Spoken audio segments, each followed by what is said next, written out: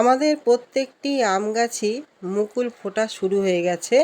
আর এই সময় আমাদের দিতে হবে কি না, বিশেষ নিউট্রিশনযুক্ত খাবার, যা আমাদের গুটি ধরতে এবং গুটিগুলোকে যাতে সুস্থভাবে বড় হতে পারে, গাছ যেন গুটিগুলোকে আটার মতন ধরে রাখতে পারে, সেই জন্য বিশেষ জৈবিক এবং রাসায়নিক তরল খাবার আমাদের গাছে কিন্তু প্রয়োগ করতে হবে। সেই তরল খাবারের মধ্যে সমস্ত রকম উপাদান থাকবে, যা আমাদের প্রত্যেকটা গাছের প্রয়োজন এই সমস্ত গুটিগুলোকে ধরে রাখার জন্য এবং বৃদ্ধি ঘটানোর জন্য। বন্ধুরা, আজকে সেই বিষয় নিয়ে আমার ভিডিও। পুরো ভিডিওটা দেখবেন, স্কিপ করবেন না। স্কিপ করলে অনেক কিছুই কিন্তু মিস হবে। বন্ধুরা, এই সমস্ত যাতে আম গাছে আমাদের প্রচুর পরিমাণ গুটি সেট হয়, আজকে সেই নিয়ে বলবো। নমস্কার বন্ধুরা, আমি শ্রাবন্তী আর আপনাদের সবাইকে জানাই গ্রিন রুম গার্ডেনে স্বাগত। গাছগুলিতে যখন নতুন ফুল এসেছিল, মুকুল যখন এসেছিল, তখন আমরা কিন্তু ফাঙ্গিসাইড এবং কীটনাশক প্রয়োগ করেছি। কিন্তু এখন আমাদের এই মুকুল ফুটে গেছে, আস্তে আস্তে ছোটো ছোটো গুটিও কিন্তু ধারণ করছে। এই সময় আমরা কোনো কীটনাশক ফাঙ্গিসাইড গাছে কিন্তু আর প্রয়োগ করব না। এই সময় যেটা আমাদের দিয়ে যেতে হবে সেটা হচ্ছে কি, শুধুমাত্র নিউট্রিশন। নানান উপায় আমরা এই সময় যেটা দেবো সেটা হচ্ছে তরল আকারে আমরা গাছের গোড়ায় যে খাবারটা প্রয়োগ করব সেটা হচ্ছে কি না, তরল জৈব খাবার, এবং তার সঙ্গে থাকবে কিছু রাসায়নিক খাবার। দুরকম উপাদান কিন্তু আমাদের মিশ্রিত করতে হবে, কারণ আমরা শুধু এখানে জৈব দিলেই কিন্তু চলবে না, পাশাপাশি আমাদের কিছু রাসায়নিক খাবারও কিন্তু দিতে হবে, যাতে ইনস্ট্যান্ট কাজ হতে পারে। কারণ আমরা তরল লিকুইড খাবার এখন যেহেতু আমাদের গাছের মুকুলগুলো ফুটে গেছে, সেই জন্য আমরা খুব একটা গাছে কিন্তু স্প্রে করব না। আমরা যে লিকুইড খাবারটা গাছে দেবো সেটা হচ্ছে তরল আকারে দেবো, যাতে আমাদের গাছগুলি যেন সম্পূর্ণ নিউট্রিশনের চাহিদা যেন মেটাতে পারে। এই সমস্ত যে ফুলগুলো ফুটেছে তা যেন কালো হয়ে ঝরে না পড়ে, এবং প্রচুর পরিমাণ যেন গুটির আকার ধারণ করতে পারে, এবং গাছ যেন সেই গুটিগুলোকে আটার মতন ধরে রাখতে পারে। সেই সমস্ত উপাদান কিন্তু আমাদের এই সময় গাছে প্রয়োগ করতে হবে। এখানে যে খাবারটি আমরা ব্যবহার করব সেটা হচ্ছে তরল লিকুইড খাবার। এইটা হচ্ছে আপনাদের জৈব খাবার, যা আমাদের 5 থেকে 7 দিন কিন্তু ভিজিয়ে রাখতে হবে। এখানে রয়েছে কলার খোসা, 10 থেকে 12টি কলার খোসা, 1 মুঠো কি 1.5 মুঠো হচ্ছে পেঁয়াজের খোসা, তার সঙ্গে আমাদের রয়েছে কি না 1 মুঠো সর্ষের খোল ভিজানো জল। এগুলো আমরা 5 থেকে 7 দিন ভিজিয়ে রাখবো। আর এই ভিজিয়ে রাখার মধ্যে আমাদের কিছু রাসায়নিক খাবার কিন্তু প্রয়োগ করতে হবে। এখানে আমরা জৈব যে অনুখাদ্য, সেই জৈব অনুখাদ্য দেবো 1 মুঠো পরিমাণ। তার সঙ্গে আমরা দেবো কি না 0050 হচ্ছে আপনার 5 গ্রাম, বোরন দেবো 2 গ্রাম। আর তার সঙ্গে আমরা যেটা দেবো সেটা হচ্ছে কি না, আমাদের একটা মাইক্রো নিউট্রিয়েন্ট, যে কোনো একটা মাইক্রো নিউট্রিয়েন্ট আপনারা এখানে 2 গ্রাম পরিমাণে দিয়ে দেবেন। যদি আপনারা মোবিল পাউডার দিতে চান তাহলে 2 গ্রাম পরিমাণ নেবেন। তাহলে আমরা এই যে জলটা, এই জলটা আমরা করেছি 2 লিটার। সেই 2 লিটারের সঙ্গে আরও 10 লিটার কিন্তু আমরা মিশাবো। মিশিয়ে আমরা প্রত্যেক 15 দিন অন্তর, 10 থেকে 12 দিন বা 15 দিন অন্তর কিন্তু এই লিকুইড খাবারটা কিন্তু আমরা গাছে চালিয়ে যাব। এই লিকুইড খাওয়া কিন্তু আমাদের কোনো মতেই কিন্তু বন্ধ হবে না। কলার খোসা আর পেঁয়াজের খোসাতে থাকে প্রচুর পরিমাণ পটাশিয়াম, আর সঙ্গে থাকে ফসফরাস, যা আমাদের গাছের সার্বিক বৃদ্ধিতে কিন্তু সহায়তা করে।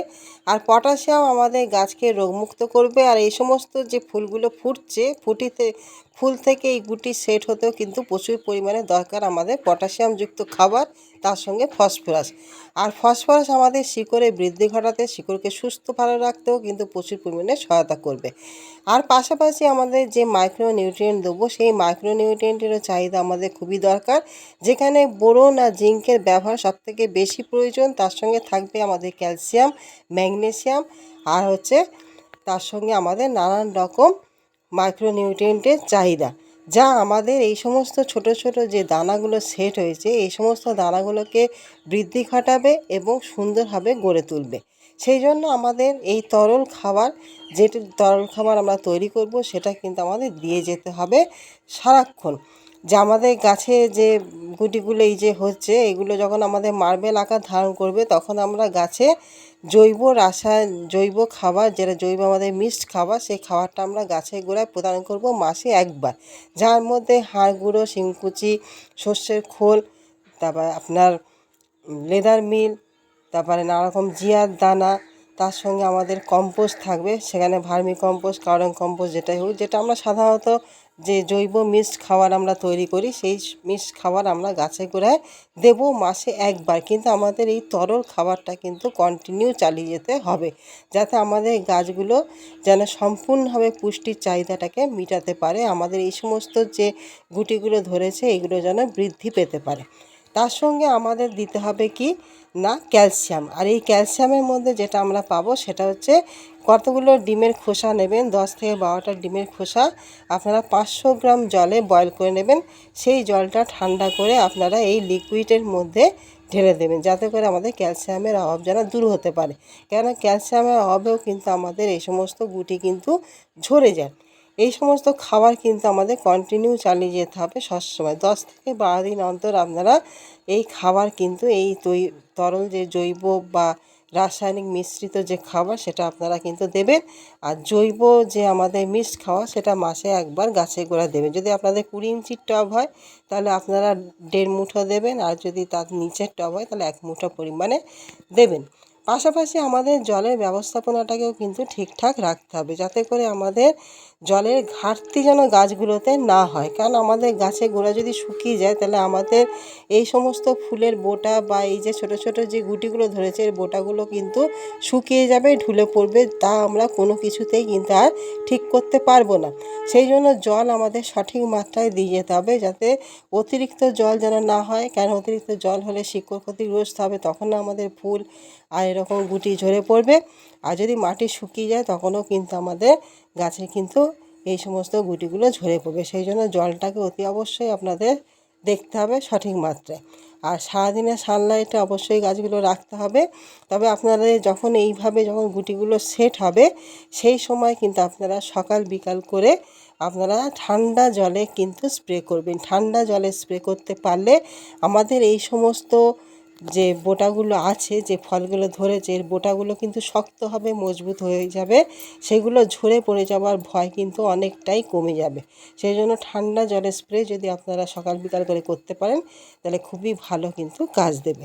সেই জন্য বন্ধুরা, আপনারা এই কটা টিপস যদি মানতে পারেন আর এইভাবে যদি খাবারটাকে আপনারা দিতে পারেন তাহলে গাছে কিন্তু প্রচুর পরিমাণে কিন্তু ফল পাবে। যে গাছে 2-4টা এত ফল হতো সেই গাছে দেখবেন 20-22টা 25টা ফল ধরছে। বন্ধুরা, ভিডিওটি কেমন লাগলো জানাবেন। ভিডিওটি ভালো লাগলে অবশ্যই লাইক কমেন্ট শেয়ার করবেন। আর আমার নতুন বন্ধু হলে অবশ্যই একটা সাবস্ক্রাইব করে আমার চ্যানেলের পাশে থাকবেন। তাহলে আজকের মতন আসি। এতক্ষণ ধরে ভিডিওটি দেখার জন্য আপনাদের সকলকে জানাই অসংখ্য ধন্যবাদ। নমস্কার।